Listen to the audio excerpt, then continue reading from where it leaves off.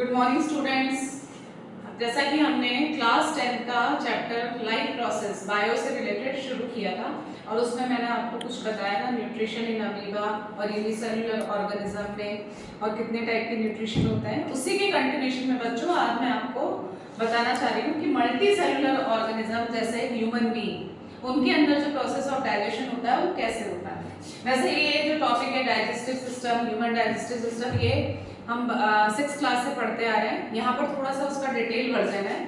देखिए, सबसे पहले इंजेशन, जो ये ह्यूमन के अंदर होलोजोइक टाइप ऑफ न्यूट्रिशन होता है और ह्यूमन बीइंग जो है वो ओमनिवोरस यानी वेजिटेरियन और नॉन वेजिटेरियन दोनों होते हैं। तो उनमें वही सारे स्टेप्स होते हैं, इंजेशन, डाइजेशन, एब्जॉर्प्शन, असिमिलेशन और रिजेक्शन।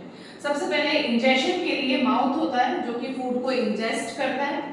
उसके बाद डाइजेशन सेकेंड प्रोसेस है और डाइजेशन फिर अलग अलग ऑर्गन्स में होता है। डाइजेशन इन माउथ और बकल कैविटी। सबसे पहले बकल कैविटी या माउथ के अंदर टीथ प्रेजेंट होते हैं। जैसे कल मैंने आपको पिछले वाले वीडियो में बताया था कि 4 टाइप के टीथ होते हैं, इंसीजर्स, कैनाइन्स, प्रीमोलर्स और मोलर्स। तो इन टीथ का क्या फंक्शन है? Teeth break the larger food particles into smaller pieces by mechanical digestion। यानी बकल कैविटी में दो तरह के डाइजेशन होते हैं, एक तो मैकेनिकल डाइजेशन होता है और एक केमिकल डाइजेशन होता है। तो मैकेनिकल डाइजेशन तो किसके थ्रू होता है? टीथ के थ्रू होता है। टीथ जो है उसको ब्रेक डाउन कर देता है लार्जर कंपोनेंट को स्मॉलर कंपोनेंट में। उसके अलावा जो केमिकल डाइजेशन होता है वो होता है बकल कैविटी के अंदर 3 pair of salivary glands present होती है और ये सलाइवरी ग्लैंड जो सलाइवा रिलीज करती है उसमें एंजाइम प्रेजेंट होता है, सलाइवरी अमाइलेज एंजाइम। ये salivary amylase enzyme complex carbohydrate यानी स्टार्च उस पर वर्क करता है और उसको शुगर में या ग्लूकोज में कन्वर्ट कर देता है। तो ये सलाइवरी अमाइलेज एंजाइम का फंक्शन है। उसके बाद जो फूड है वो यहाँ पर सेमी सॉलिड सब्सटेंस में बदल जाता है जिसे हम कहते हैं बोलस। ये इंपॉर्टेंट है कि बकल कैविटी में डाइजेशन के बाद जो फूड है वो बोलस में कन्वर्ट हो जाता है। Then it move from mouth to the pharynx. अब ये फेरिंग्स में आता है। फेरिंग्स एक कॉमन पैसेज है जो कि फूड पाइप और विंड पाइप दोनों में कॉमन पैसेज होता है। तो फेरिंग्स से मूव करता हुआ ये फूड जो है वो फिर आता है। कल मैंने इसे डायग्राम से आपको समझाया था कि ईसोफेगस फूड पाइप के अंदर ये फूड आ जाता है। एलिमेंट्री कैनाल में यानी पूरी डाइजेस्टिव सिस्टम की वॉल जो है उसमें मसल लेयर प्रेजेंट होती है इस तरह से, और ये मसल लेयर जो है वो इसमें कैपेसिटी होती है कॉन्ट्रैक्ट रिलैक्स, कॉन्ट्रैक्ट रिलैक्स। इस मूवमेंट को बोलते हैं पेरिस्टाल्सिस। ये भी इंपॉर्टेंट क्वेश्चन है आपके बोर्ड के पॉइंट ऑफ व्यू से। पेरिस्टाल्सिस का मतलब होता है वेव लाइक मसल कॉन्ट्रैक्शन, जिसकी हेल्प से जो बोलस है उसको नीचे की तरफ पुश किया जाता है और स्वेलोइंग ऑफ द फूड बहुत इजीली हो जाती है।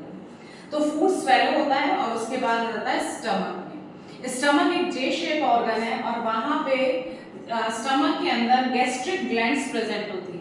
ये गैस्ट्रिक ग्लैंड्स का क्या फंक्शन होता है कि गैस्ट्रिक जूसेस सिक्रीट करती है। गैस्ट्रिक जूस में क्या प्रेजेंट होता है? HCl प्रेजेंट होता है और पेप्सिन एंजाइम प्रेजेंट होता है। अब HCl का क्या फंक्शन है? HCl एक तो जो फूड के साथ आने वाले जो माइक्रो ऑर्गेनिजम्स हैं, जो जर्म्स हैं, उनको किल करते हैं और दूसरा मीडियम चेंज करते हैं। क्योंकि आपने देखा बकल कैविटी में जो मीडियम है वो बेसिक मीडियम होता है। जैसे ही फूड स्टमक में जाता है वहां पे प्रोटीन का डाइजेशन होता है। प्रोटीन के डाइजेशन के लिए जो एंजाइम्स हैं वो एसिडिक मीडियम में एक्टिवेट होते हैं, है ना। कौन सा एंजाइम होता है? पेप्सिन। एक्चुअल में पेप्सिन जो है वो इनएक्टिव फॉर्म में प्रेजेंट होता है, पेप्सिनोजन के फॉर्म में। जैसे ही HCl मीडियम उसको मिलता है, एसिडिक मीडियम मिलता है, वैसे ही वो एक्टिव हो जाता है और फिर वर्क करता है इस पे प्रोटीन पर। तो पेप्सिन की प्रेजेंस में जो प्रोटीन है वो अपने स्मॉल कंपोनेंट पेप्टाइड्स में टूट जाता है। उसके बाद जो फूड है वो काइल में बदल जाता है। बोलस जो यहाँ आया था स्टमक में, now it is converted into semi liquid substance known as chyme। उसके बाद जो फूड है वो आ जाता है स्मॉल इंटेस्टाइन में। स्टमक के बाद जो स्मॉल इंटेस्टाइन के 3 पार्ट मैंने आपको बताए थे, उसमें से डियोडेनम ऐसा पोर्शन है जहाँ मैक्सिमम डाइजेशन होता है। तो डाइजेशन इन स्मॉल इंटेस्टाइन में आपको मैंने बताया था, एक तो लिवर होती है जो लार्जेस्ट ग्लैंड है, उसका सिक्रीशन डियोडेनम में आता है और ये लिवर क्या सिक्रीट करता है? बाइल जूस सिक्रीट करता है। अब आपको पता है हमारे खाने में, फूड में जो फैट्स हैं वो फैट्स वाटर सॉल्युबल नहीं है, तो बिना सॉल्युबल हुए उनका डाइजेशन कंप्लीट नहीं हो पाता है। इसीलिए फैट का फंक्शन होता है इमल्सिफिकेशन करना। जैसे आपने केमिस्ट्री में पढ़ा होगा या देखा होगा कि जब हम सोप किसी कपड़े पर लगाते हैं, क्लोथ पर यूज करते हैं, तो जो उसकी जो डर्ट होती है वो उस सोप डिटर्जेंट के साथ मिलके एक लॉन्ग मॉलिक्यूल बना लेती है जिसे माइसीली कहते हैं। उसी तरह से यहाँ पर भी जैसे ये फैट है, फैट के चारों तरफ इस तरह से ये बाइल जूस इसको घोल लेता है, डिसॉल्व कर लेता है और माइसीली बना लेता है। तो इस फंक्शन को बोलते हैं इमल्सिफिकेशन ऑफ फैट। बहुत इंपॉर्टेंट फंक्शन है। ये पूछते हैं कि bile juice, what is the function of bile juice? तो बाइल जूस का फंक्शन होता है इमल्सिफिकेशन ऑफ फैट, यानी फैट को डिसॉल्व करना। फिर इसके बाद जब डिसॉल्व हो जाता है तो उस पे एंजाइम्स इजीली वर्क कर सकते हैं।